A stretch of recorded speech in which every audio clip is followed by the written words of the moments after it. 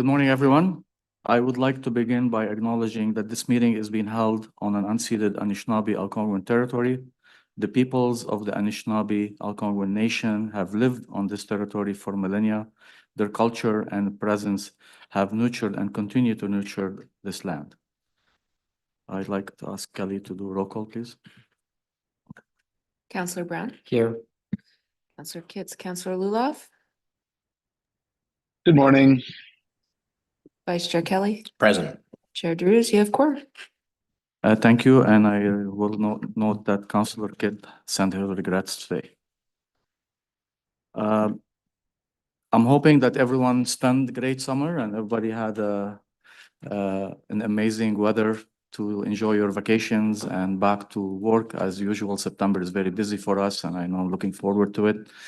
Most parents also send their kids to school, so that's also another challenges, but I'm hoping all summer and everything went great this year. I also remind everyone that it's a fair season, so we're gonna have Richmond Fair and Car Fair and then Metcalf Fair. I can't say which one the best. I'm hoping that you can visit them all and judge for yourself. I gotta be very neutral on that. But saying that, and thank you very much for being here this morning and our first ARAC meeting coming back in September. So this is a public meeting to consider the proposed comprehensive official plan and zoning bylaw amendments listed as items 4.2-4.4 and 5.1 on today's agenda. For the items just mentioned, only those specifically identified in the Planning Act who make oral submissions today or written submissions before the amendments are adopted may appeal the matter to the Ontario Land Tribunal. In addition, the applicant may appeal the matter to the Ontario Land Tribunal if Council does not adopt an amendment within 90 days of the application for a zoning bylaw amendment and 120 days for an official plan amendment. To submit written comments on these amendments prior to their consideration by Council on September 18, 2024, please email or call the committee or Council coordinator.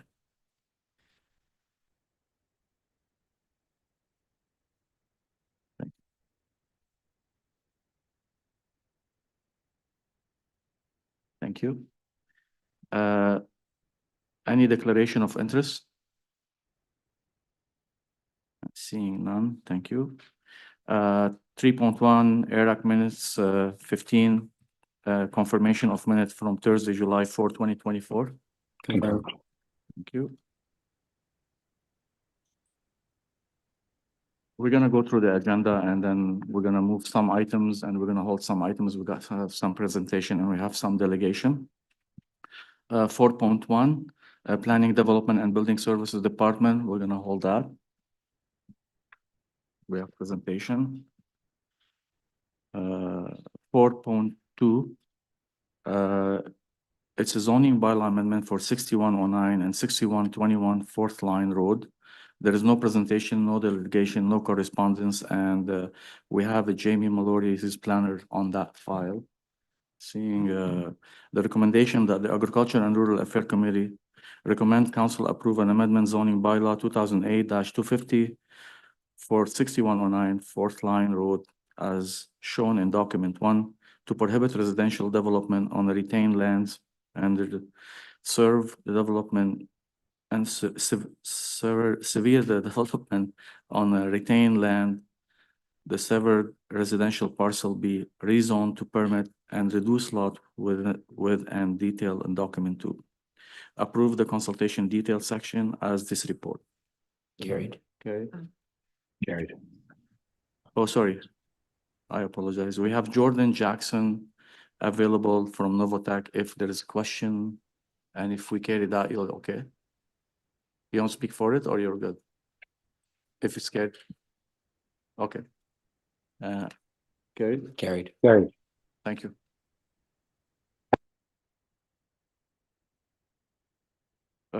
Similar 4.3 zoning bylaw amendment 3047 Moody Drive. And there is no presentation, no delegation, no correspondence. We have a staff, our planner, Jasdeep Brar on file. We have the applicant, Steve Pence from Novotech. If there is any question or concern, and if this item carry, you're good, you're just here for a question. Thank you.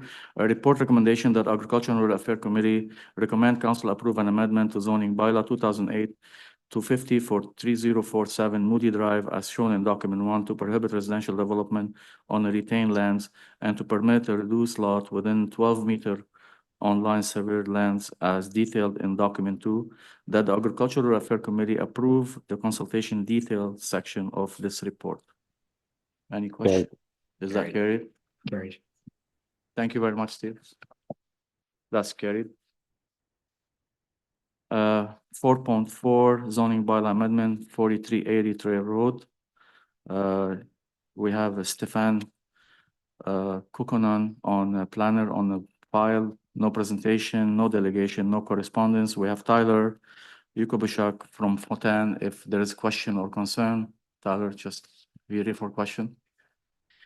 Report recommendation that the Agricultural Affairs Committee recommend council approve an amendment to zoning bylaw 2008-250 for 4380 Trail Road as shown in document 1 to permit a waste processing and transfer facility limited to the transfer and processing of inert soils as detailed in document 2. Approve the consultation detail section of this report.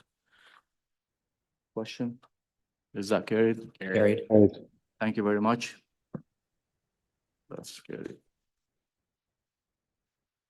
And 4.5, we have rural community building grant. Those are great, always to come forward to the committee. We have Ryan Thompson. He's here if we have any question. The report recommendation that the Agriculture and Rural Affairs Committee approve the recommendation on the rural community building grants program application as detailed in document 1. Also, Kelly, you're good?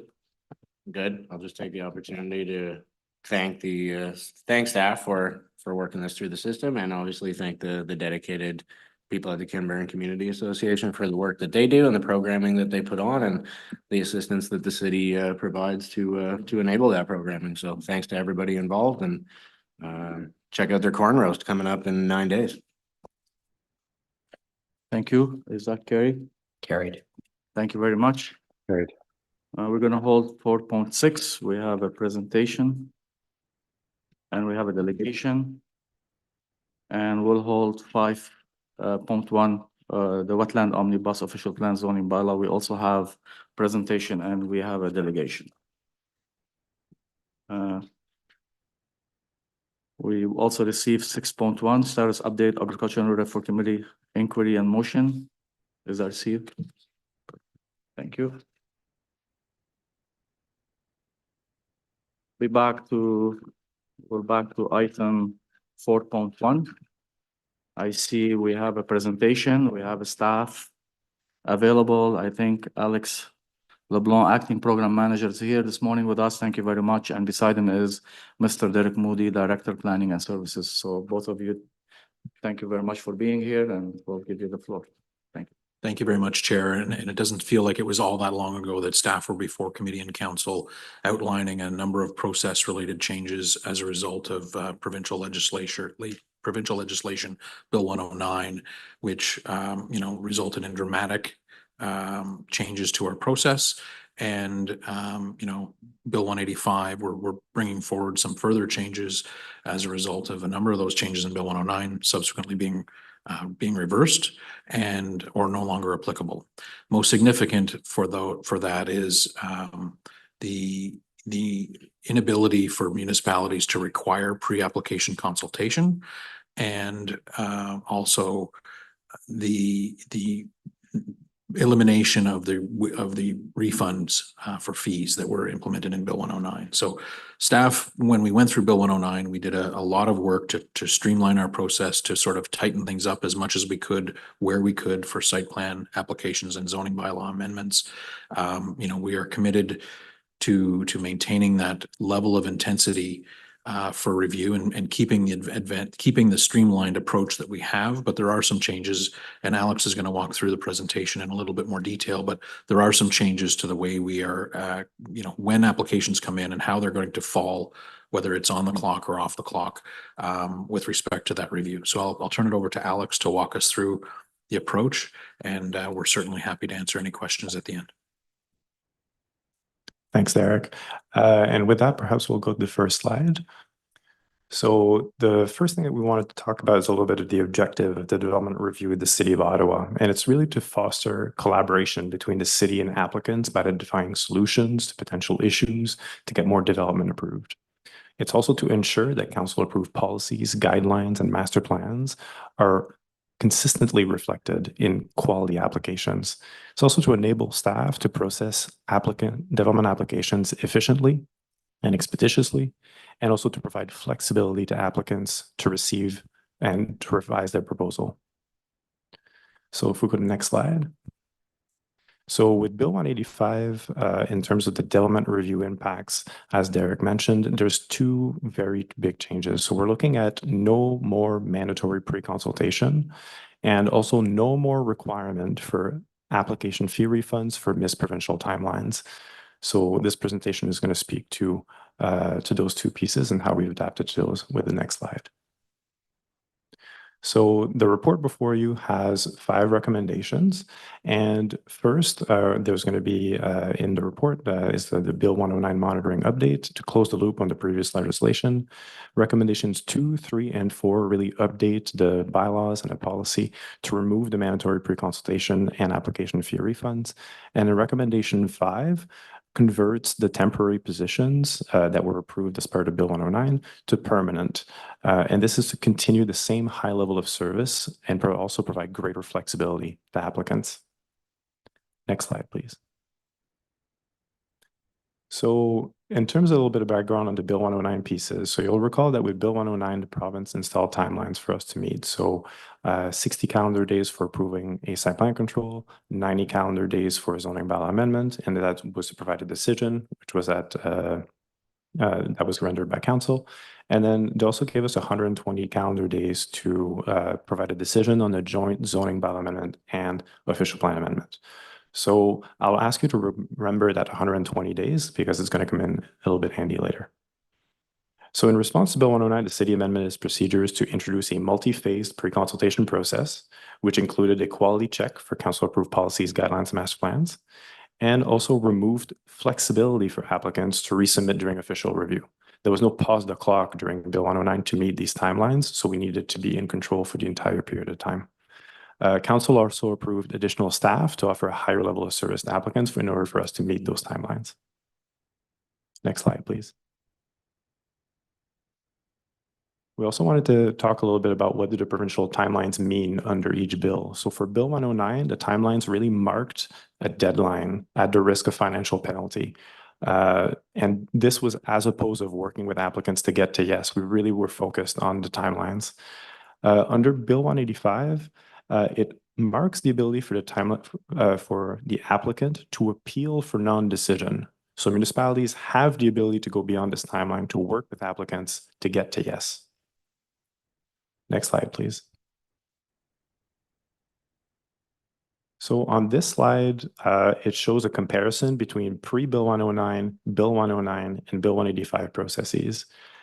So looking at pre-Bill 109, the mandatory process took over 200 days with an average of 176 days in official review. So this is after an applicant submits their documents, and 30 plus days during pre-consultation. So you'll see that the color in terms of color scheme, blue is pre-consultation and green is official review, which is when the documents are actually submitted to the city.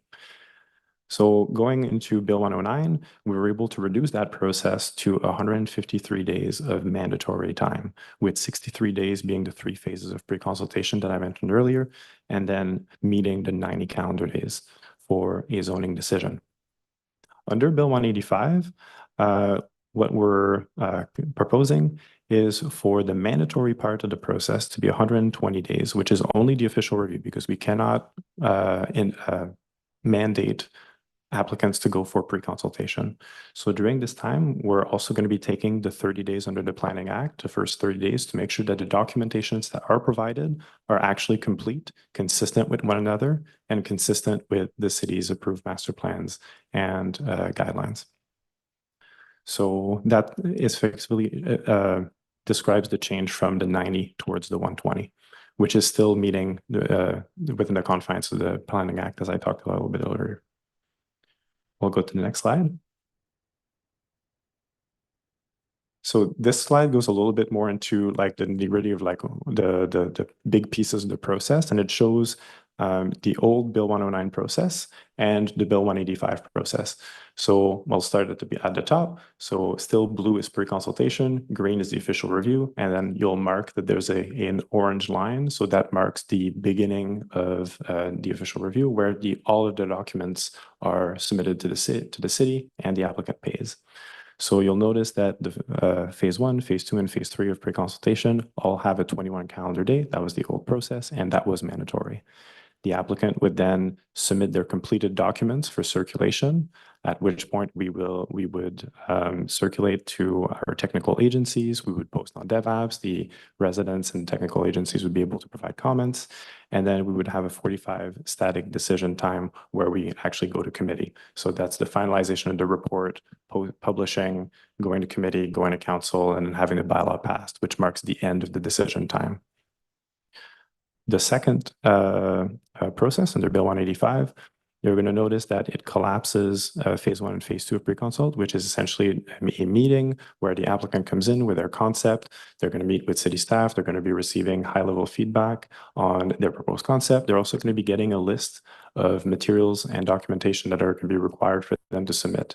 And that's a really good opportunity for us to talk with them about scoping those requirements down, as opposed to them having to do too much. And they're also going to be getting a list of the technical agencies that we will eventually circulate to so that they can engage with them early. They're also encouraged to engage with the community as well as with the ward councillor during that meeting. It's a parallel process, and it's certainly encouraged for them to do so. The more people they talk to early, the better it is for them to be able to actually take in all that feedback ahead of producing all of those studies.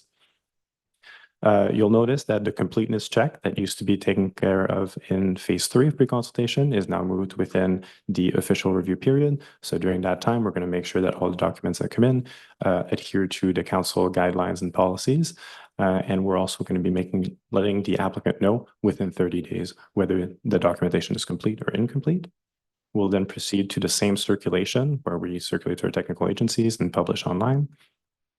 And one of the key differences here is you're going to see an optional box at the bottom. So this is when I talked about providing flexibility to applicants, this is what we're talking about, where at the end of the circulation period, we're going to be offering the applicant the opportunity to review our draft recommendation before we go towards a decision. And at that point, the applicant's going to have 7 days to let us know if they would like to pause the application, work on their documentation, and resubmit. So that is something that was not available under Bill 109, but we are going to be able to offer that service, that flexibility to applicants going forward. And the benefit is for them to be able to have a decision that really encompasses what they actually want the development to be.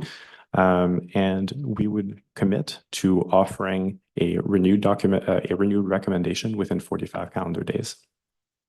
And then the decision is the static period to actually go to committee and council afterwards. So that's another 45 calendar day period.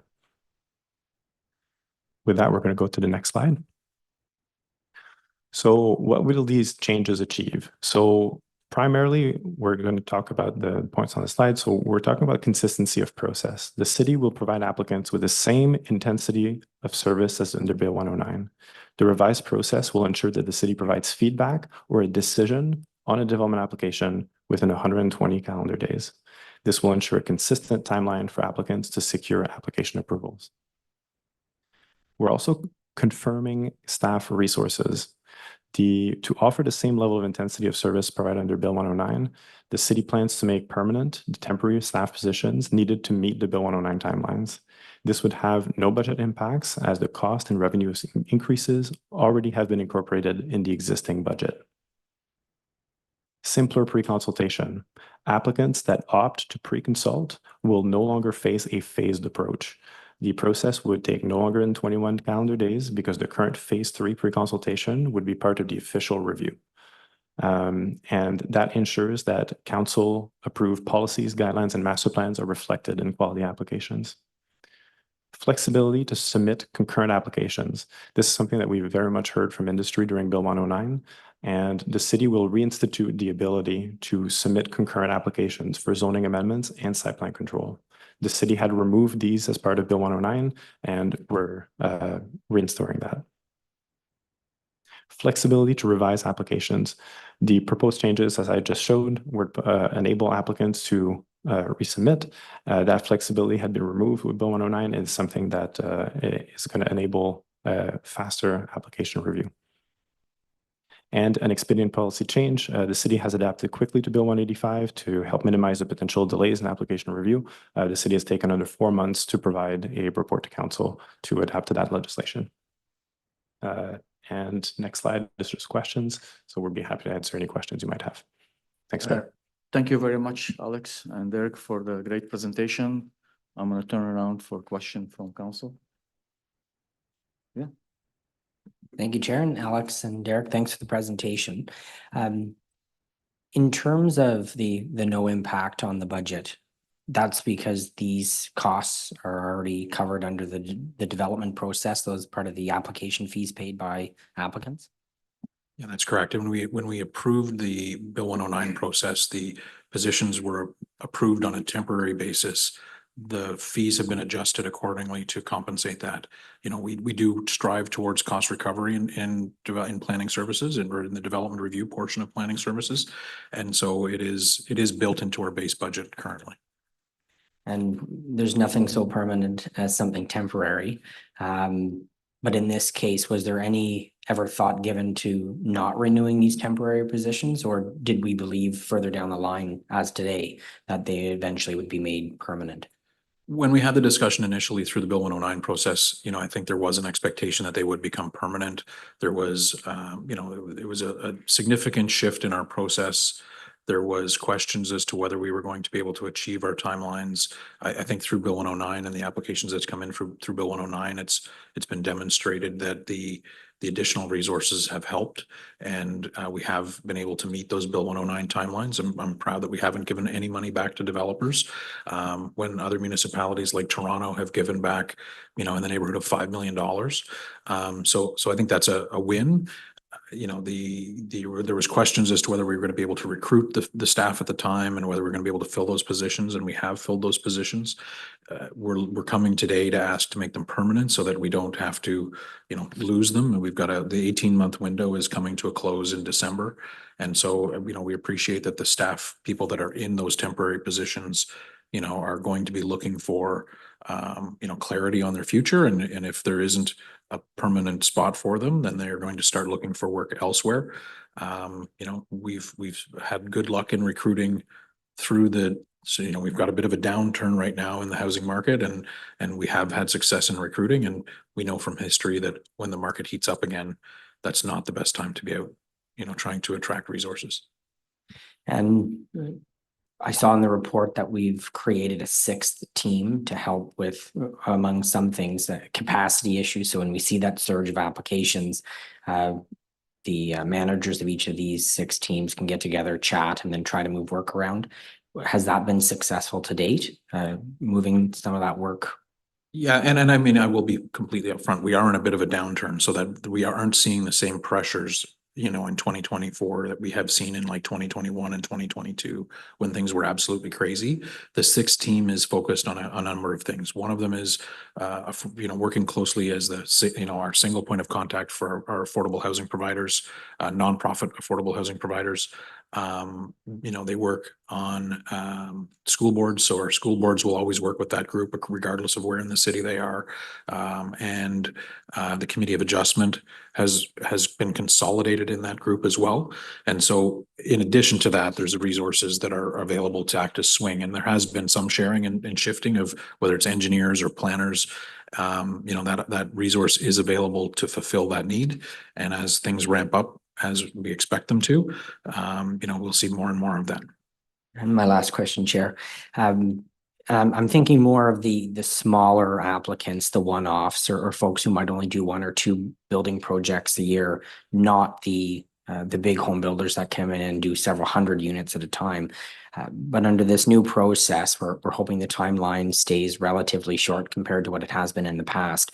I just want to make sure that we're trying to be as competitive as possible. And something I know the chair and Councillor Kelly and I have mentioned in the past, when we talk to our colleagues in the smaller townships around us, and then you speak with some of these applicants, the process dealing with us compared to some of these townships is a lot longer. And we start to hear about development happening at a greater level in these neighboring townships, which means they're getting that tax base, they're getting those residents and that economic activity. Is this going to help us become a little more competitive when we're comparing ourselves to our neighbors around us? I think when we talk about small builders and one-offs, often it's, we're talking about things that are tied to, committee of adjustment applications for a variance or a severance or a building permit application with our thresholds for site plan control. A lot of those small projects, like 10 units or less, does not have to go through site plan control anymore. And so those projects, that are smaller in nature, we typically don't in planning services put our hands on them, aside from looking at the grading plans. When we do see something coming in for a site plan, like a commercial or an industrial facility, keeping this predictability, I think, is going to help. I mean, there's a number of factors why a business may choose to locate, in a neighboring municipality. It could be cost, it could be where their market is, it could be development charges, it could be other components, or it's typically not, as much as people like to think it's our taxes. Our tax rates are actually very competitive with our neighboring municipalities. So there's a variety of reasons why a business may choose to locate somewhere other than in Ottawa. Hopefully, I guess our intent is to provide some predictability in the process. It is a competitive timeline, I think, with other municipalities across the province. And if we're actually able to hit those targets, that certainty is ultimately beneficial. Thank you very much. Thank you, Chair. Thank you very much. So I'm gonna have just to continue the conversation concerning some of the rural development. In your view, or in the new process that we're proposing, and I see that we're very happy to see the 33 full FTEs and full times that, and of course, it's hard in this industry right now to find planners, and I'm happy that to have them as a permanent. What is translate and what this is actually will do for rural subdivision and rural development from a perspective of what we used to be before and what we are today? Because as much as we heard from Councillor Brown, we do have a challenges, and we always hear about the timeline. So what's the good news? What's the good story here for us? I think there's a couple of things that I can speak to. And, if you think back to the slide that had the different arrows and the chunks, one of the things that we are looking to implement, instead of looking at our timeline as a whole, is breaking it down into the components and really trying to manage according to each of the timelines attached to those components. So I'm not waiting till 120 days to say, oh, a file is off track, right? I've got a 30-day window at the start where I've got a touch point back with the applicant to tell them if their application is deemed complete or if there's a shortfall. I've got a 45-day window, which is really our meat and potatoes and planning services. And, we're going to be focusing on making sure that we get the comments back from our partners in other departments or other agencies in order to be able to get to a point where we make a decision. And at that 45-day point, our intent is to have another touch point with the applicant to say, here's where we're at. Which path do you want to go on? And they've got the choice as to whether they want to push forward for a decision or whether they want to go, through the process again, to get to yes.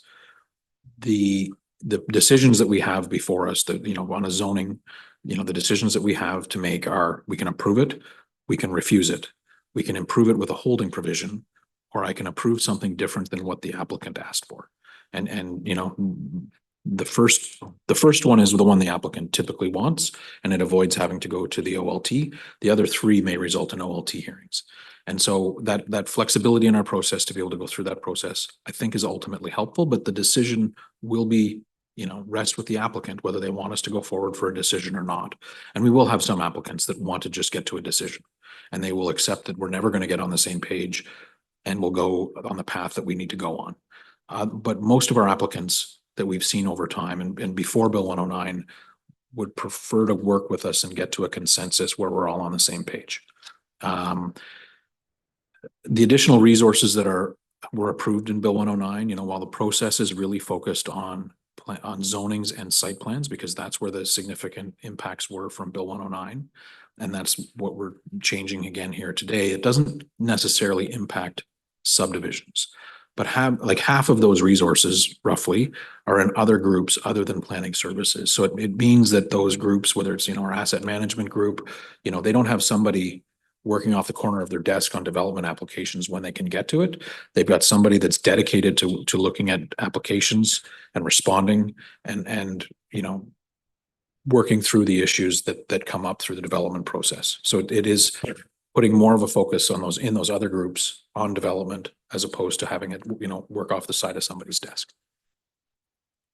Thank you. I appreciate that. I wanna, on slide 8, when we talk about the cube and we're talking about the process, most of the time people come to us, say, okay, well, we wanna have a development, and we ask them, it's better to do pre-consult. And I understand this process right now, it's not mandatory anymore, but there is any incentive or anything like, so we're not gonna talk about the firm that they already knows the rules and the process and all that stuff. I'm talking about the small development, again, for the people that they want to start development.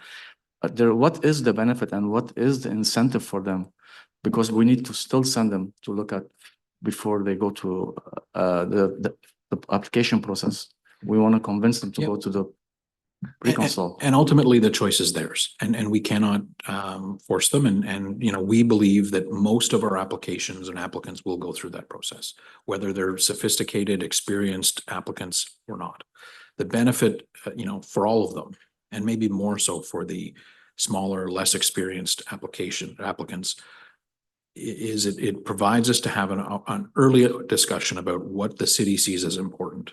So as they're paying their consultants to complete their plans and studies, they have an opportunity to have those studies potentially scoped. So we're only looking at the things that are important to the city and not, a wide variety of things, when really the city only cares about a narrow subsect of that particular study. They may have studies taken off the list because it's not relevant in that situation. And so, we believe it's good value. I think most of our applicants believe it's good value because it can narrow things down. It will also sort of provide them with the list and the expectations of what is actually going to be required to submit a study that's going to be deemed complete. Gives them a chance to ask us questions, and have a dialogue, start a dialogue on their proposal to help, ultimately get an application that's going to go through the process smoothly.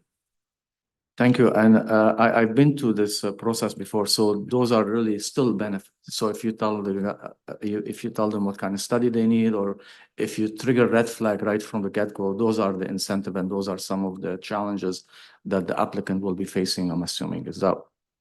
Yeah, absolutely, Chair. Okay. Well, thank you very much for the presentation. I don't see any other question. We appreciate you being here this morning. Alex and Derek, thank you very much.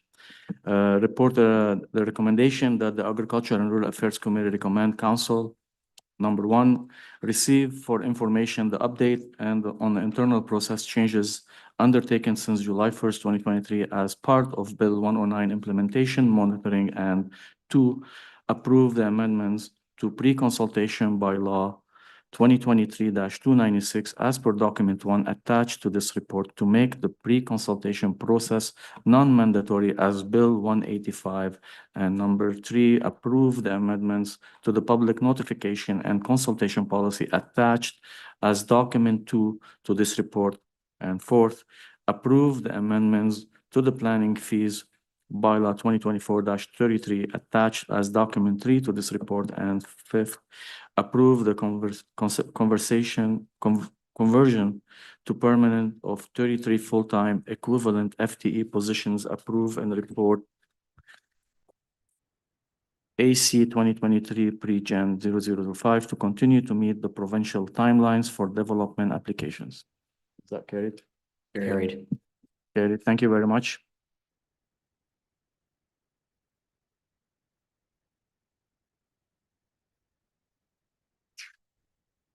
Sorry about that. Next is 4.6. And there's an ATV using municipal roads to access Marlborough Forest for special events. We have Ryan Thompson here, and of course, Mr. Moody is still here with us.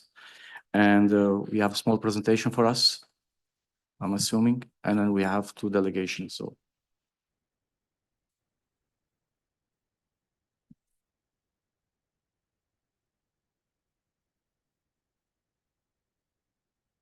Morning to the chair.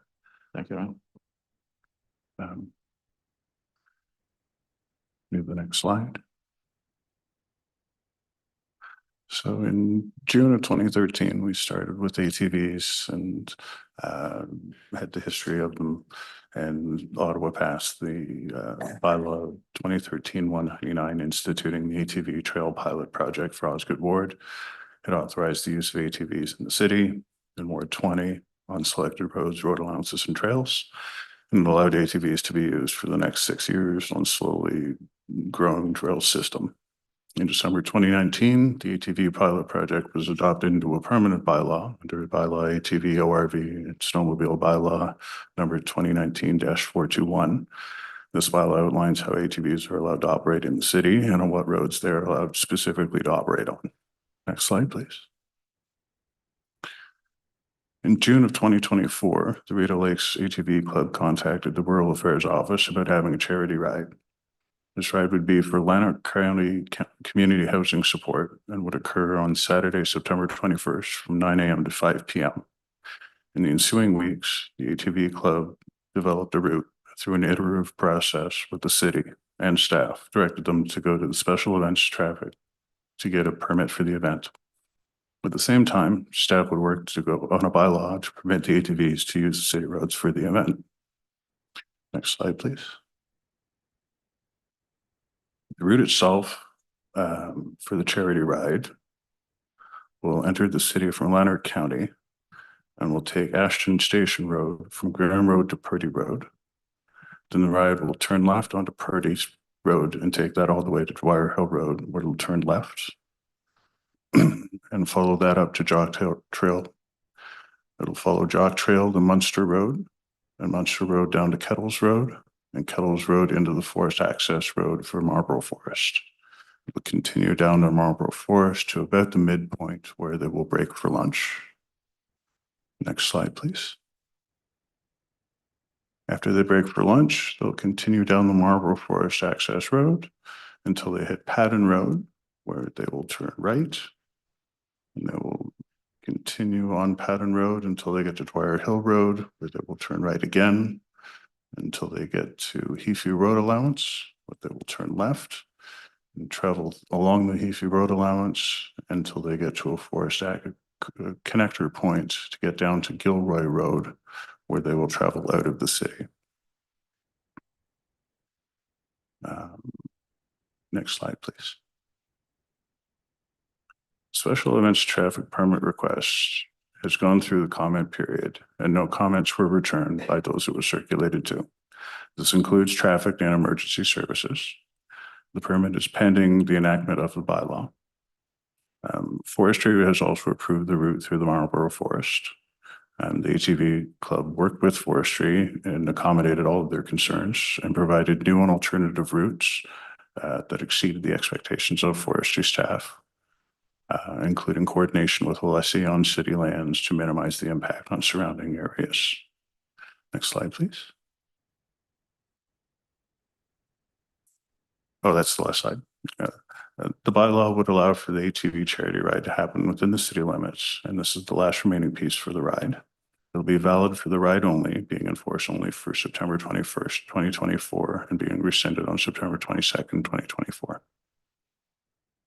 Thank you very much, Ryan. Before we go to question or comment, we have two delegation on this one. We have first Mr. Mike Starr. Good morning, Mike.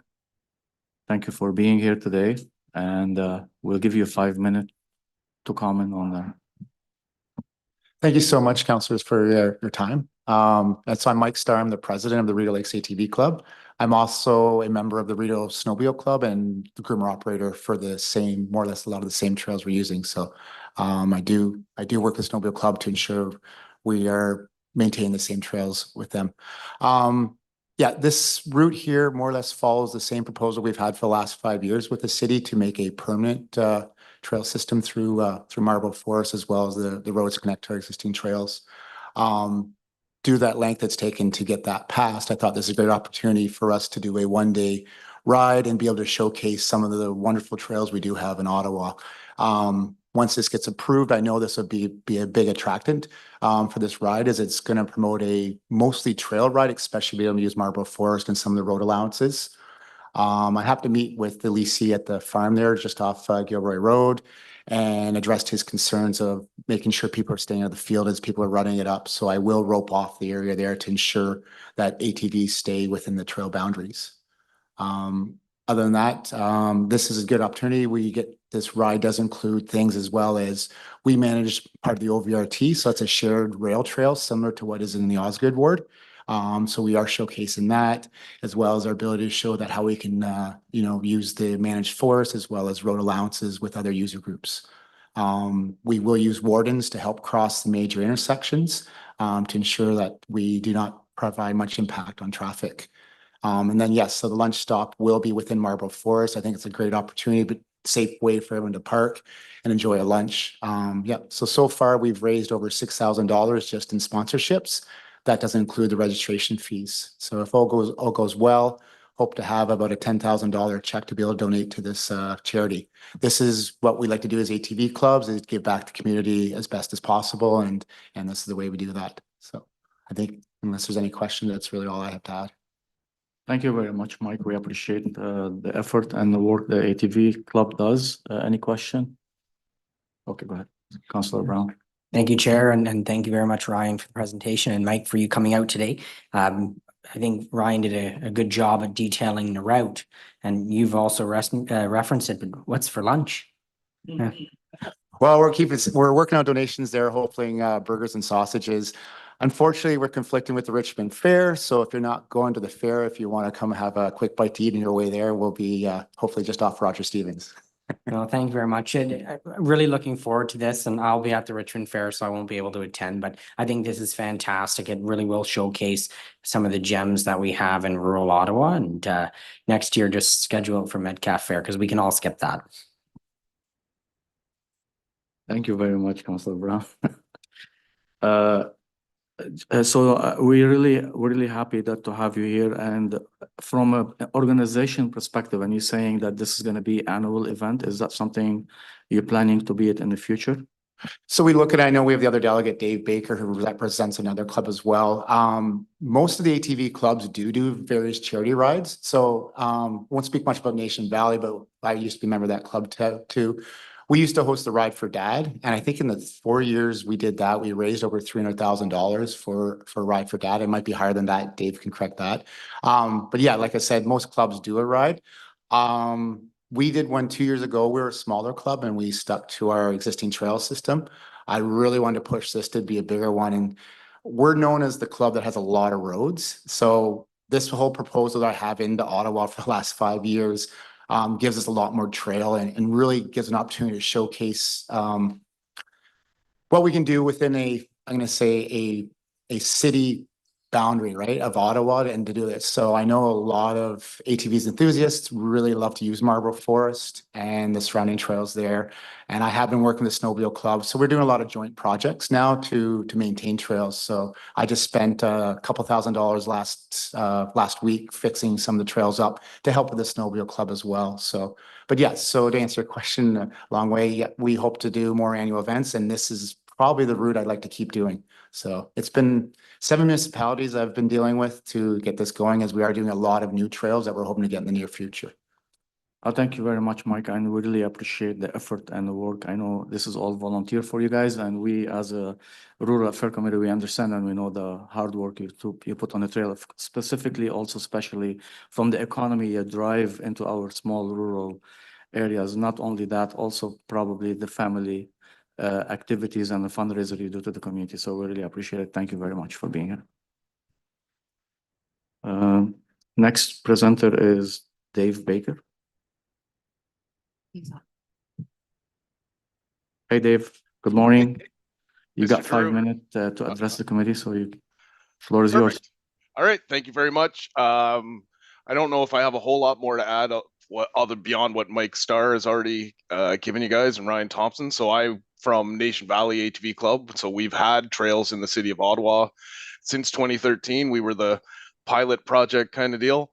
And so Nation Valley, I also represent the OFATV, like the provincial federation. So we're very excited to see that the city's engaging with the ATV community again. We've kind of just been dabbling our toe in it for the last 10 years kind of deal, and it's nice to see that we're kind of moving forward and expanding now, because as Mr. DeRuse had mentioned, it's showcasing the tourism and the economical benefits, plus giving our residents in the city of Ottawa a place to ride their machines, right? People keep buying them, so they're going to ride them somewhere, so it's really nice to have a legal responsible place for them to ride.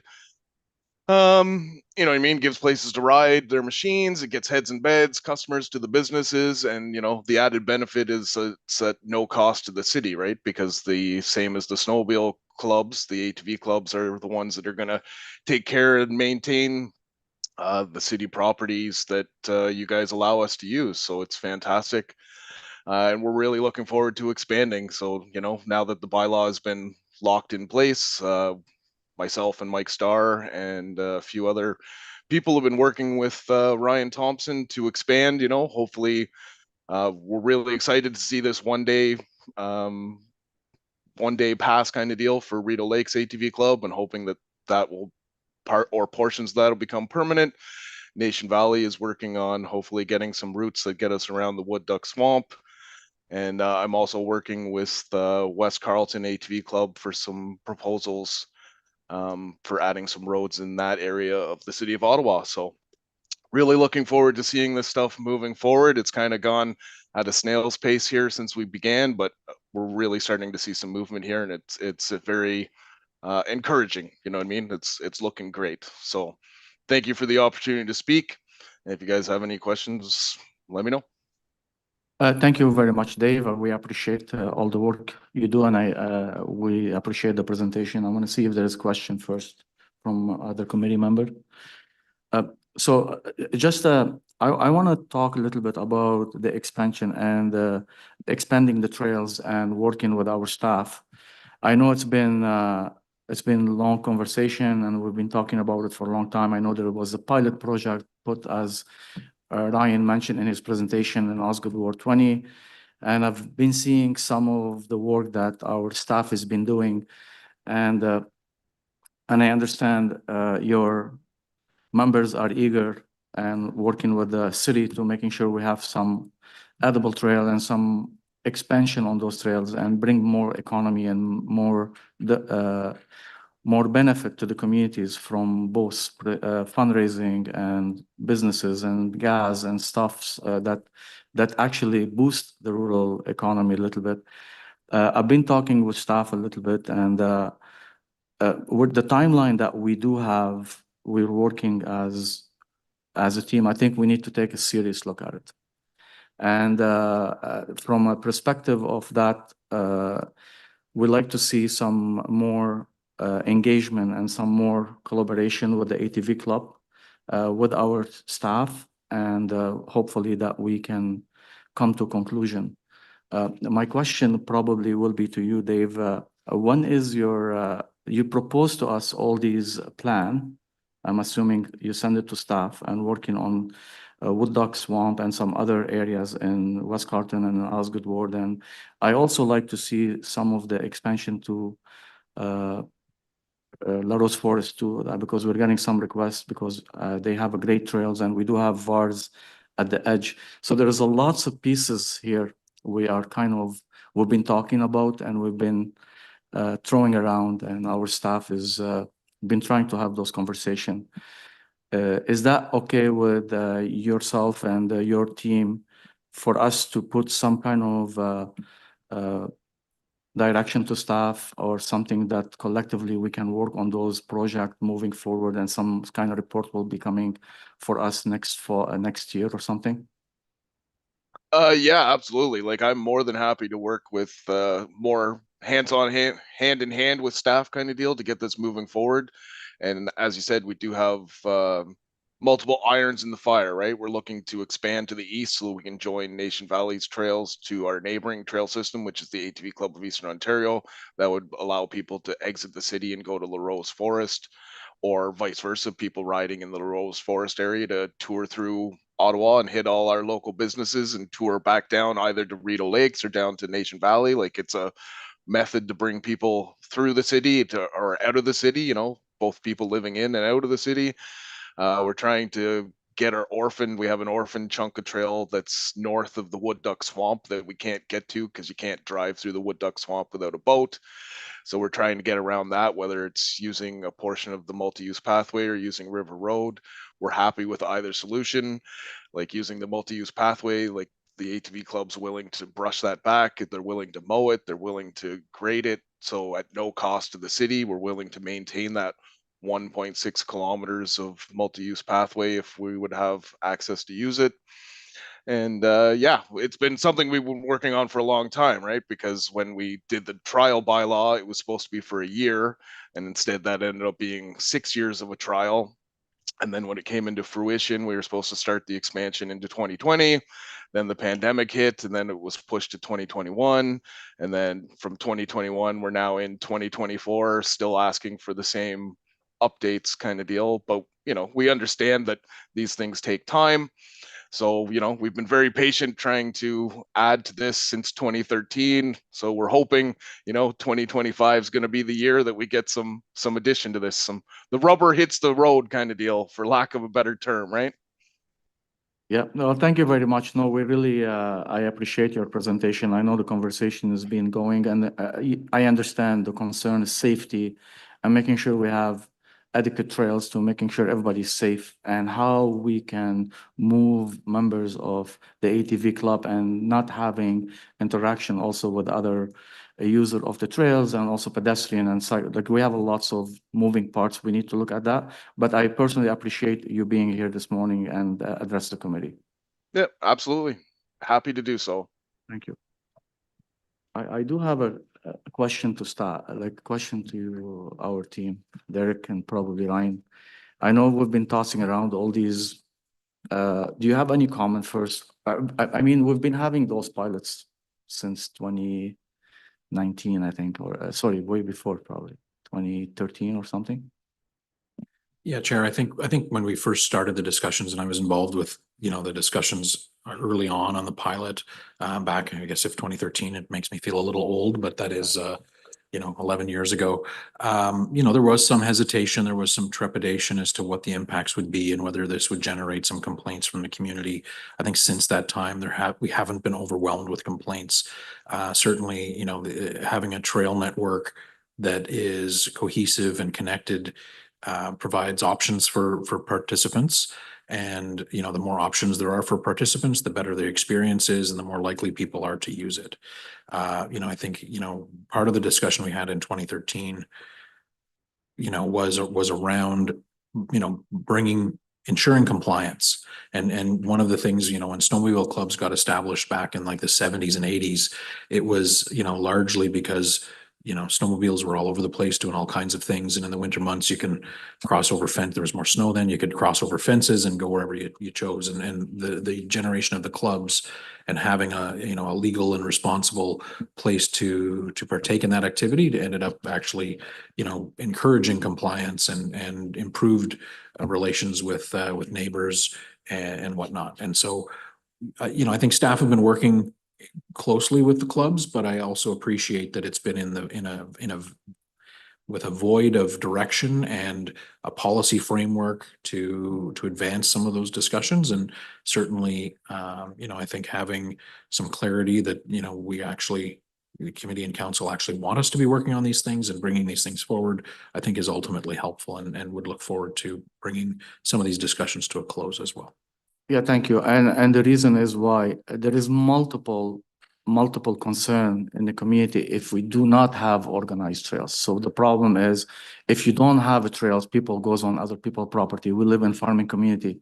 You can ruin crops in one weekend. So if we have an organized trail and we have an organized club like the ATV club that's responsible, that we can work with them, I personally think always find our pilot project are more successful. So with the will of community, I do have a direction to staff to give you direction on how we want to work, and I'm hoping that we can work together on this one. That the city staff are directed to conduct a fulsome review of the ATV trail network in consultation with the local ATV clubs and rural communities to explore amendments to the ATV, ORV, and snowmobile bylaw 2019-421 that would support the expansion of the ATV trail network and report back to Agriculture and Rural Affairs Committee by Q1 2025. I'm hoping that we can accommodate that direction. Yes, Chair.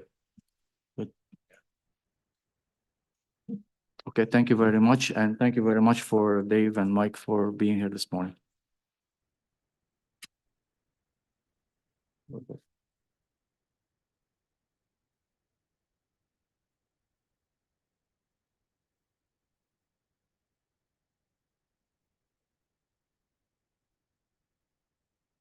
So we're gonna move to item 5.1. Wetland Omnibus Official Plan Amendment and Zoning Bylaw Amendment. We do have a presentation. I think we have Tara Ratpath here with us. She'll be doing the presentation. Also, we have Dr. Stowe, Nick Stowe is with us also. And we also have Director of Climate Change and Resiliency, Will McDonald. I think he's here. Oh, you're here. Thank you very much for being here with us this morning. And we'll go through the presentation, then we'll go to delegation, then we'll go to questions. Yes. I apologize. We have to carry the ATV item. We forgot. We were put direction, but we didn't carry the item.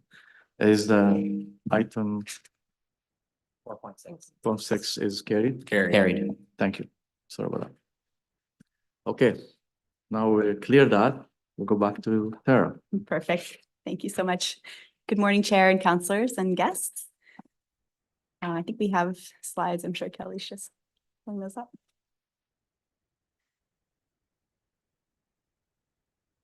Perfect. So my name is Tara Redpath, and I'm a Natural Systems Policy Planner. I'm here today with Nick Stowe, who's Program Manager of Natural Systems in our Strategic Initiatives Department. And we're here today to speak about a staff-initiated official plan amendment and zoning bylaw amendment concerning wetlands in the rural area. Next slide, please. So I would just like to begin by providing some context on wetland policies. Wetlands provide multiple environmental, social, and economic benefits. They provide wildlife habitat, protect water quality, and mitigate flood risk, among other benefits. So provincially significant wetlands, or PSWs, as I'll refer to them throughout the presentation, are subject to the highest standard of environmental protection under provincial and municipal planning policies. Development and site alteration are generally not permitted. So wetlands in Ontario are considered significant if they meet minimum scoring requirements or thresholds established under the Ontario Wetland Evaluation System, and we call that OES for short. In late 2022, the province brought forward a series of changes to the OES that made it easier for designated PSWs to be reevaluated and reclassified as non-provincially significant. The amendments proposed in today's report have been triggered by several private wetland reevaluations that have been submitted to the city in recent months. These are actually the first wetland reevaluations that the city has seen following those changes to the OES in 2022. Next slide, please. So before I go too much further, I would just like to be clear that the recommendations stemming from today's report are separate from consultations you may have been aware of that were taking place a few months ago by some of our local conservation authorities. These are concerning regulation mapping for the Conservation Authorities Act and wetlands. So today's report concerns official plan amendment and zoning bylaw amendments for existing PSWs. It's related to designations in the city's official plan, schedules, and provisions in the zoning bylaw. PSWs have already been subject to Conservation Authority regulations for many years. A permit continues to be required for all development activities that are proposed in or within a 30-meter buffer of Conservation Authority regulated wetlands. Next slide, please. So the report before you today describes a few minor modifications to the boundaries of several provincially significant wetlands and amends the status of several evaluated wetlands. These wetland evaluations were initiated by private landowners and are related to wetlands that occur on their privately owned property. 2 areas of the Goulburn Wetland Complex, representing approximately 55 hectares, have recently been reevaluated and their status has changed from provincially significant to non-provincially significant. These changes have been accepted by the Provincial Ministry of Natural Resources and Forestry and have been published in provincial mapping already. So this official plan amendment and zoning bylaw amendment would align the city's official plan schedules and our zoning bylaw with the provincial updates, as is required under the policies of our official plan. Next slide, please. So although the status of PSW reflects the highest standard of protection for wetlands in Ontario, wetlands without this status are still afforded some degree of protection. In the city of Ottawa, 98.6% of our PSWs also fall within our Natural Heritage System core area overlay. Under the policies of our official plan, development and site alteration in core areas must demonstrate no negative impact and must maintain or enhance the integrity, biodiversity, and ecosystem services of the area. So these policies still apply, even if a wetland has been reevaluated and deemed non-provincially significant. Any development or site alteration that is proposed within or adjacent to wetlands is also subject to an environmental impact study that must demonstrate no negative impacts on the feature. And as I mentioned earlier, our local conservation authorities also do regulate development activities in and within 30 meters of their regulated wetlands. And this applies not only to PSWs in some jurisdictions. A permit is required before the start of development. And then it's important to note as well that wetlands are considered to be open files. So this means that new evaluations or reevaluations can be undertaken at any time. So this could on occasion result in new PSWs that were not previously designated, being designated as such. Next slide, please. So I thought I would just quickly take you through 2 examples from the report before you just to make it a little clearer. Both examples are proposed within the Goulburn Wetland Complex. And this first is for several addresses along David Manchester Road. So the blue area shows the existing significant wetland designation. And the area that's circled in red is the part that will be removed and replaced with the Natural Heritage Features overlay, which is shown in light green shading. And you can see that there's Natural Heritage Features overlay surrounding that wetland already. The feature is still considered a natural heritage feature because it is a mapped surface water feature, and it also contains significant woodlands in some parts. The black hatching that you see represents the Natural Heritage System, the core area, and that overlay will remain with no changes. The zoning, which I didn't show on this map because it would make it a little bit messy, but it will be changed from environmental protection to rural countryside, and that will align with the surrounding zoning for that area. And then next slide, please.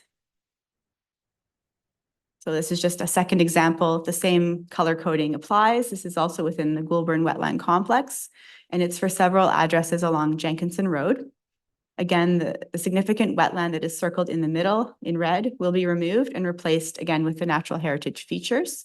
For the same reasons as before, it's a mapped surface water feature and there are significant woodlands on the site. Some in the areas circled in black, just sort of to the north, west, I guess, or east. Those areas, there'll be some minor adjustments made to the boundary of the wetland, but that portion off to the northeast remains as a PSW. There is a wetland crossed out in red near the bottom there. That is not subject to today's report. It was addressed in a separate official plan amendment. Again, the Natural Heritage System core area remains with no changes, and the zoning will be updated from environmental protection to rural countryside. And then, so that's it for the examples I was going to show, but just to let you know that the remaining amendments from this report only concern minor boundary adjustments. And then Thank next you. slide. And then, thanks so much for the opportunity. And if there are any questions after the delegations, we'd be happy to take them. Thank you very much, Tara. Before we go to question, I think we have a delegation. We're gonna start with our first delegation, Janet Stavinga, Friends of Stittsville Wetlands. Janet, good morning. You know the rules, and we're very happy to have you here this morning with us to address the committee. Thank you very much for it. Thank you, Chair. I'm just wondering, I'd asked if I do have a presentation in terms of a PowerPoint, so I'm wondering if I could actually put or share my screen, take a few moments, whether that's possible. Oh, I see that I can. Okay, so if you can give me a few moments to deal with the technology, that would be great. Thank you. Thank you, Janet. I think we gave you permission for that. Do you want to check it?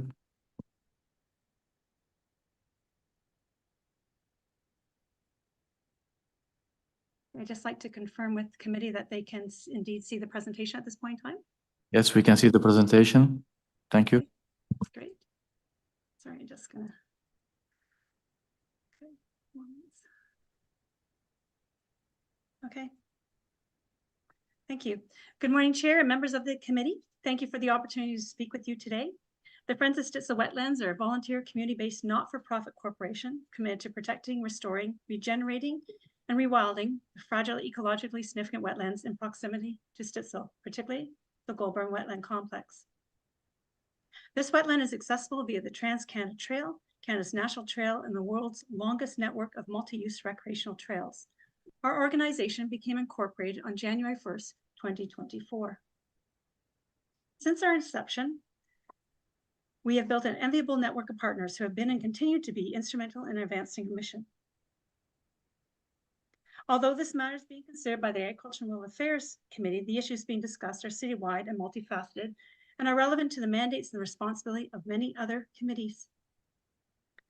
Further, the importance of wetland protection is intrinsic to many of the multidisciplinary plans and policies of the city.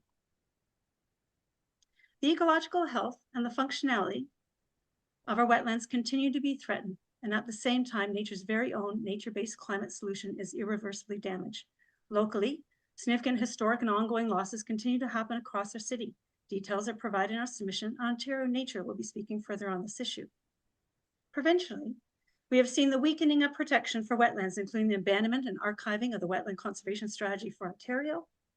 And in late 2022, as spoken by Tara, along with a host of other legislative, regulatory, and policy changes purporting to support Ontario's Housing Supply Action Plan, we saw the implementation of a new weakened system for identifying and designating provincially significant wetlands.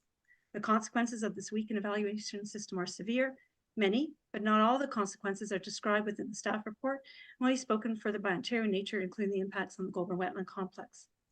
The result is a system that makes it much harder for wetlands to achieve and maintain their designation and the protection of parts, marred by a complete absence of transparency and accountability. We understand the city is obligated to accept the new weakened provincial process, despite the city raising objections to these changes in November 2022. We also appreciate the city's efforts to bring accountability and transparency to the process by peer reviewing the wetland evaluations and publicly sharing documentation related to the changes in the wetland status of these sites. However, following our review of the report, we are advancing additional recommendations as there is a tremendous opportunity for the city to strengthen corporate accountability for wetland protection and to establish indicators for progress. Our recommendations are grouped into 4 themes, and further details are provided in Table 1 of our submission. In summary, we are recommending the following. 1, ensure consistency in official plan policies related to the protection of wetlands. We understand that this particular matter is anticipated to be considered at your meeting on October 3rd, and we ask for your support. 2, development of baseline information for the official plan monitoring report, including the identification of a suite of indicators to measure the effectiveness of the city's OP policies and objectives to protect wetlands, and in particular, the approach of no net loss of wetland area and function. And we have recommended the inclusion of certain very specific baseline information as described in Table 1. 3, review the effectiveness of the city's new natural heritage system policies relative to other municipalities to provide valuable insights into the compilation of the city's first ever official plan monitoring report. And 4, to communicate to the province the adverse impacts of the newly adopted and weakened Ontario Wetland Evaluation System for identifying and designating provincially significant wetlands and illustrating firsthand the changes that we are observing within our city. Now, more than ever, we need to be unwavering in our efforts to ensure the survival of our wetlands across our city for those species that call them home, for ourselves, and for future generations. I'll leave you with a very short video from a charitable organization in the UK, established in 1946 through the efforts of Sir Peter Scott, a man described by Sir David Attenborough as a patron saint of conservation. May this video inspire us in our conversations and our actions to protect, restore our wetlands.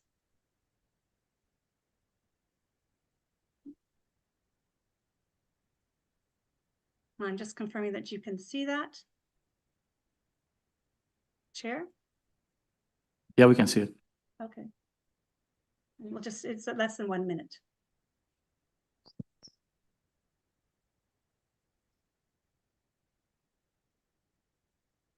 The video is not playing, but we can see your screen. Okay. Sorry, if I could actually just give a few more moments, I apologize. No problem. I just, actually, I'm sorry.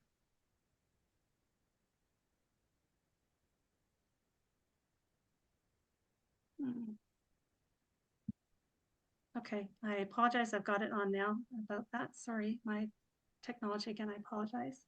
We can see it. No, Can you see it now? we Okay. can see something. Yeah, Okay, and it's less, it is less than 1 minute, Chair, so I apologize for the delay. no problem.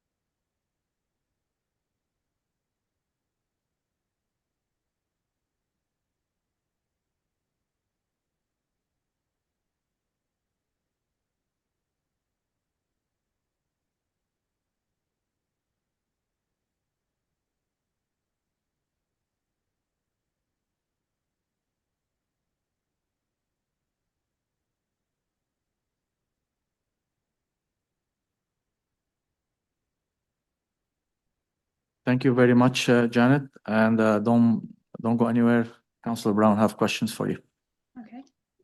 Thank you very much, Chair, and thank you, Janet. And for those that don't know, Janet was the last mayor of Goulburn and a city councillor after amalgamation. So it's always nice to have you back, Janet. You were kind enough to share a document yesterday with members of committee, and I know staff have seen it as well. Could you talk to me a little bit more in the committee about how some of those recommendations that you've posed have come about and what we can do here at committee to help move these forward? Okay, I think, again, what's really important, as staff have indicated, this is something you're obligated to do this. This is a provincial process, so you're obligated to do it. Before some of the background, and again, I just want to highlight one of the note that Ms. Redpath mentioned. I just want to correct this because, again, it's important in terms of setting the stage for the additional recommendations is, I don't think she intended to do this, but she had said in the presentation that the Ministry of Natural Resources accepted these designations and updated. Just so you know, the Ministry of Natural Resources, when you hear the word accept, again, you're thinking of the context of a political decision, you're thinking that you have an opportunity to refuse it.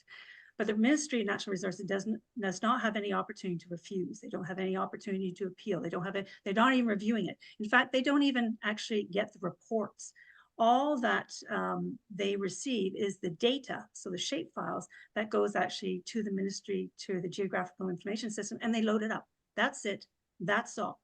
There is no involvement whatsoever by the Ministry of Natural Resources in the review of these materials where they used to be. So we lost that knowledge within the ministry, and there's no opportunity even to appeal it.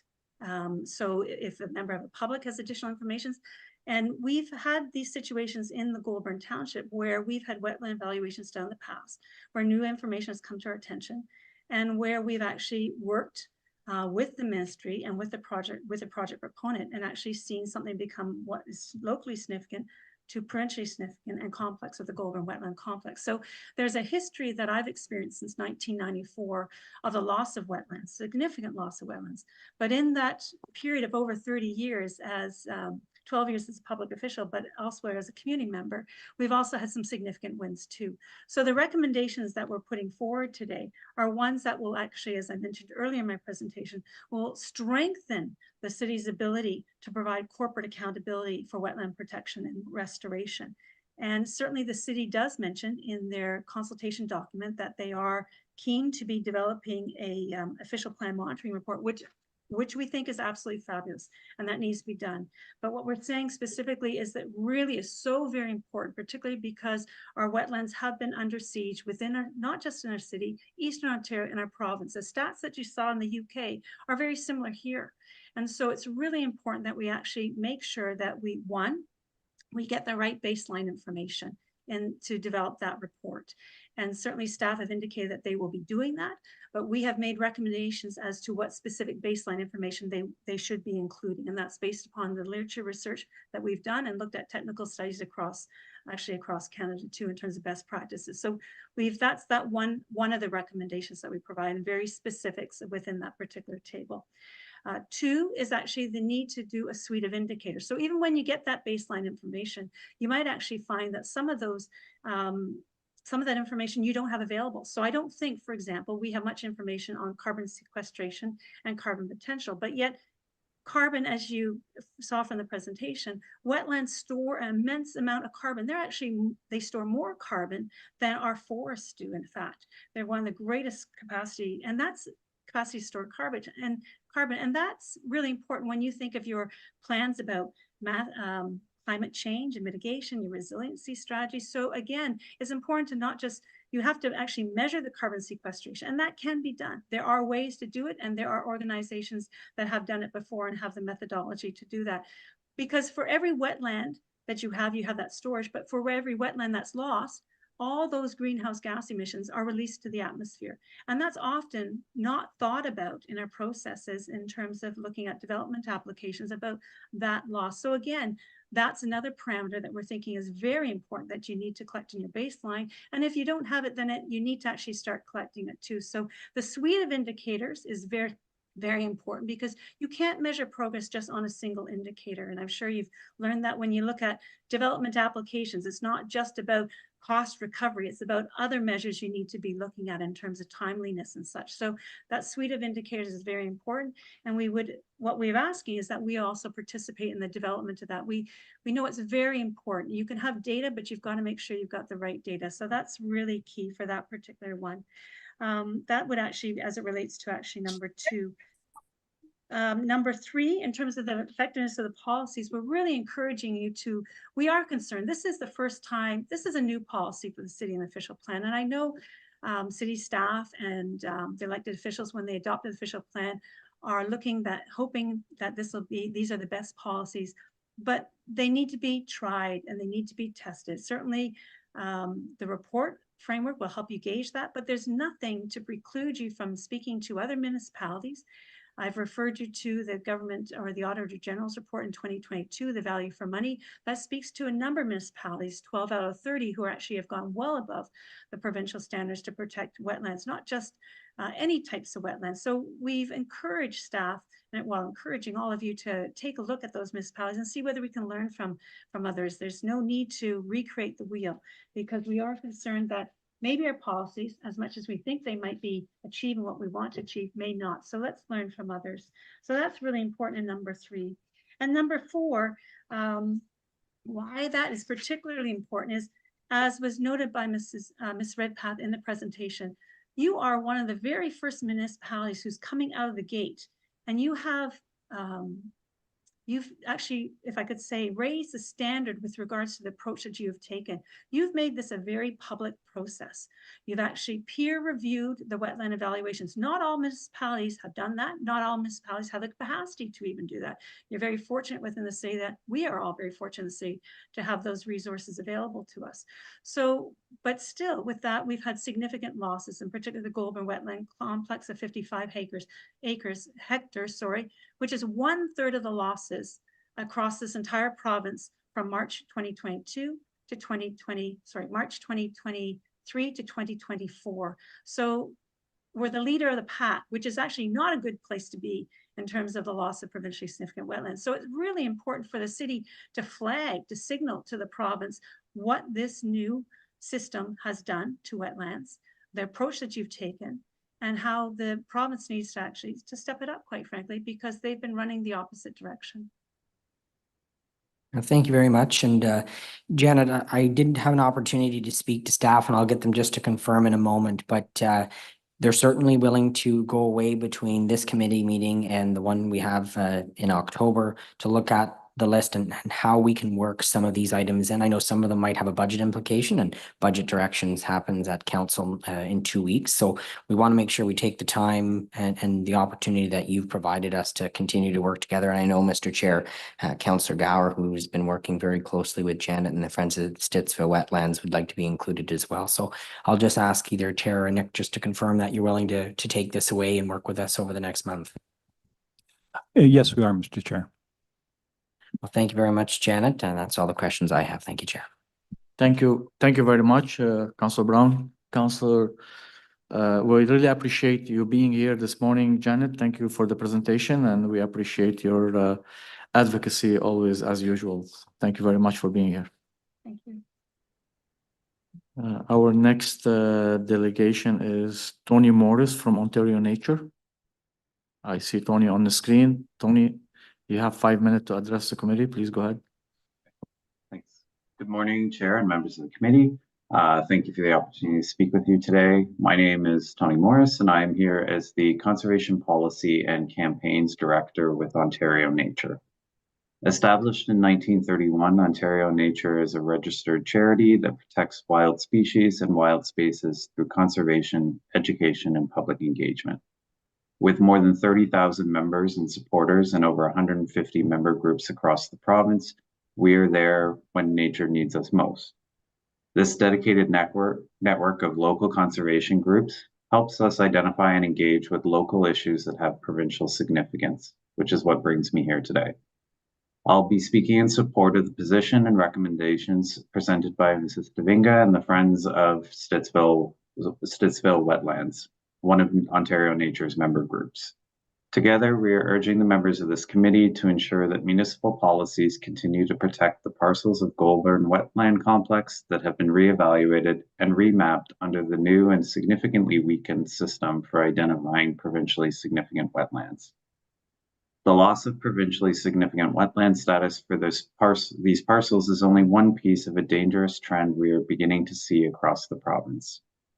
In fact, as Janet mentioned, from March 2023 to March 2024, 1 year with this new weakened system for identifying provincially significant wetlands, we found that over 150 hectares of wetlands across 17 municipalities lost their provincially significant status.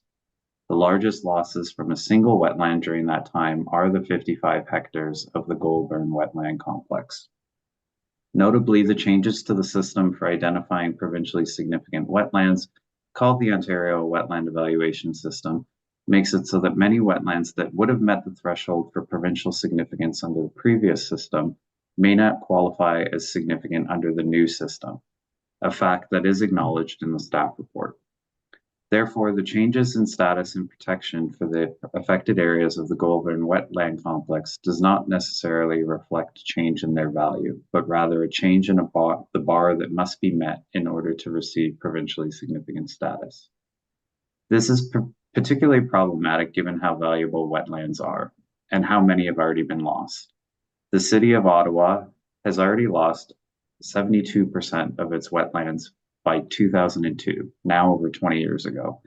More recently, the Ontario Biodiversity Council found that from 2011 to 2015, the Kemptville Eco District, to which the City of Ottawa belongs, experienced the most extensive wetland loss of all other areas of Southern Ontario, amounting to a total of 3,913 hectares, and representing 53% of the total wetland area lost across Southern Ontario during this time.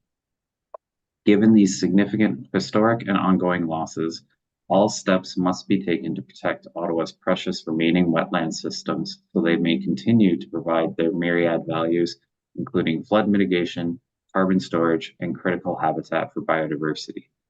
In terms of flood mitigation alone, research has shown Southern Ontario's natural wetlands can reduce costs associated with flood damage by 29% in rural areas, increasing to 36% in urban areas, showing the immense value these ecosystems have for municipalities as we continue to experience more extreme weather patterns. We understand that the City of Ottawa is obligated to accept the weekend wetland evaluation system. Although opportunities to refute the provincial process may be limited, we are urging municipalities to adjust their own policies and use their own powers to ensure that wetlands are protected regardless of their status as provincially significant. I hope after hearing us from today, you will take these recommendations to heart, directing staff to take the necessary actions to ensure that Ottawa's wetlands, including the 55 hectares of the Goulburn Wetland Complex, are adequately protected by city policies. And lastly, as you know, on April 26, 2023, Ottawa City Council joined many other cities around the world in moving forward to sign the Montreal Pledge on Biodiversity. The pledge commits cities to 15 concrete actions for biodiversity, including conserving existing natural environments through protection and prioritizing ecosystem approaches to mitigating climate change and protecting against extreme weather events. This is an important opportunity for the City of Ottawa to uphold this commitment. Thank you very much for your time. Thank you very much, Tony, for your advocacy, and we appreciate you being here with us this morning. I don't see any question. Thank you very much. Before we go to our next delegation, I just want to say, Councillor Gower, thank you very much for joining us. We can see you here on the screen, and good morning to you. Thanks for being joining Agricultural Reform Committee this morning. Our next delegation will be Réjean Pomerleau. Mr. Pomerleau.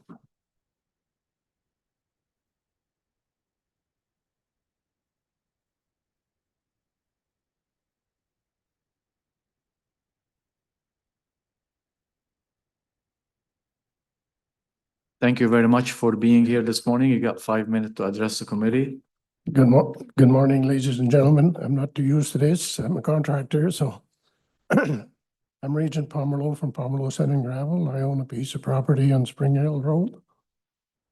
It's 10 acres. I want to know what my options are on that. What can I do with that? Can I do a subdivision with that? Can I do a gravel pit? Can I do a farm or hobby farm, or what can I do with it? That's my question. That's what I'd like to know. I did a subdivision in Limoges. I did 23 lots there a couple of years ago, which turned out to be a nice setup. So I want to know if it's possible to do that there also. I know I fought with the M&R for a couple of years to do some change on the lot, and I guess they approved for one lot. That's what it is there now, I think. Just want to know if there's any other options. Thank you very much, Mr. Pomerleau, for being here. This is, if you have any concern or anything against the report, you have 5 minutes to address the committee. But for your question, I would probably ask you if you want to take this opportunity. We have so many staff here. You can take it off the air, and then maybe you can ask some question towards that. We have Mr. Adam Brown here. He's with the Rural Affairs Office from planning perspective. You can have this discussion with him right now. You have perfect opportunity. But if you don't have any other concern concerning the file, that will be your time and opportunity right now. Okay, that's what I'd like to know, because I don't know what to do with the property right now. Thank you. No problem. You can take this opportunity and talk to Adam offline. Thank you. Thank you, Mr. Pomerleau. I'd like to turn that on. Thank you, Réjean. Okay, now we go question to staff.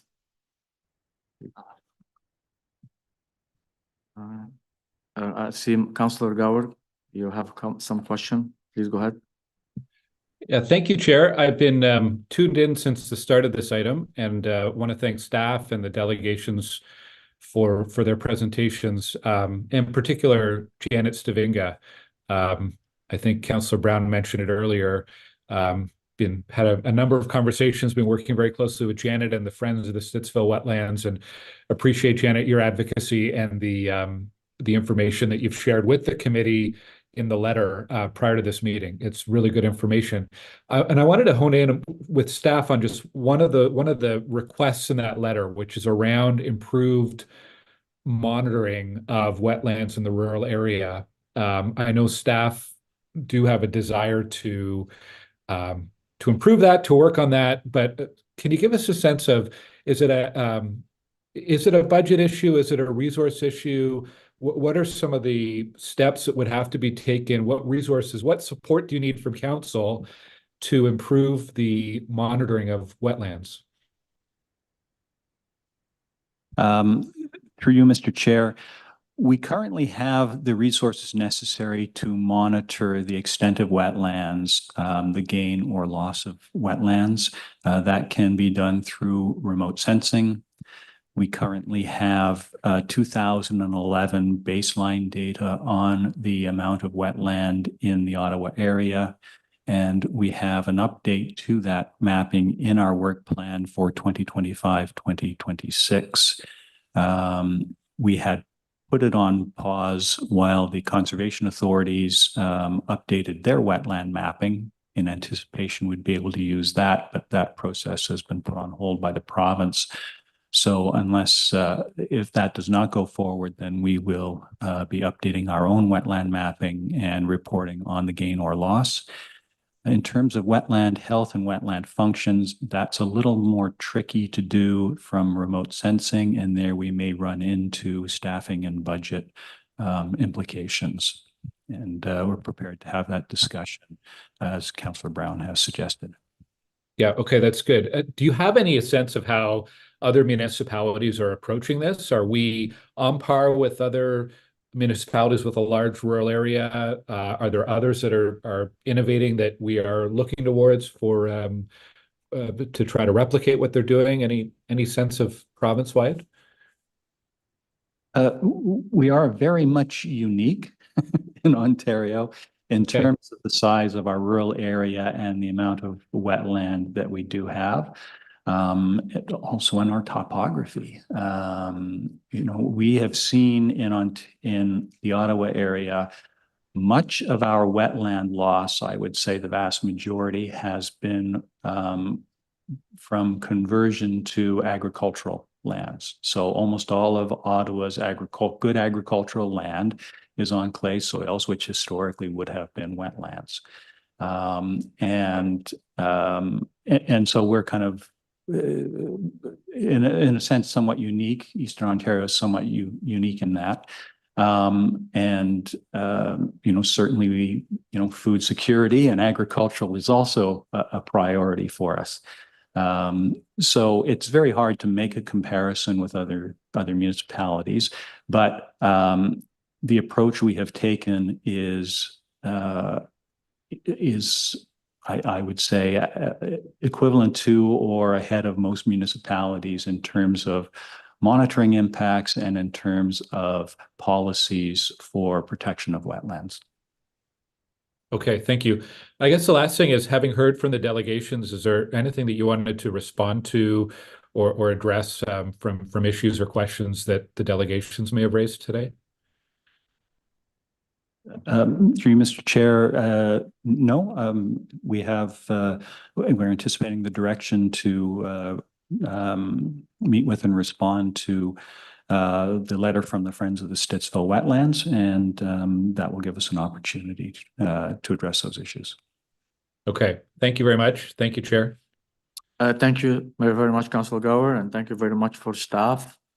I see no other question.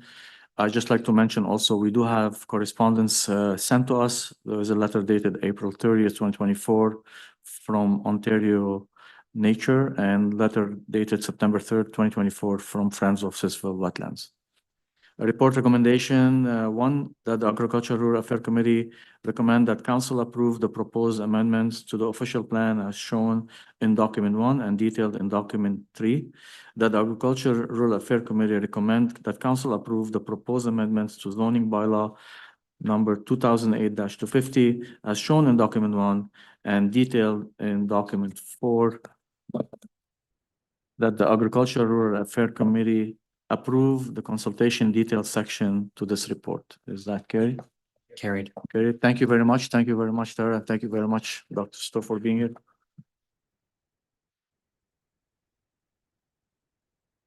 We have no in-camera item. There is an IPD file, Committee of Adjustment Reserve Appointments. There is no open session mic items. And notice of motion, there is none. And inquiries, also there is none. Other business, there is no other business. And we adjourn. Next meeting will be October 3rd, 2024. We adjourn at 11:35. Thank you very much all for being here. Have a great day. Meeting is adjourned.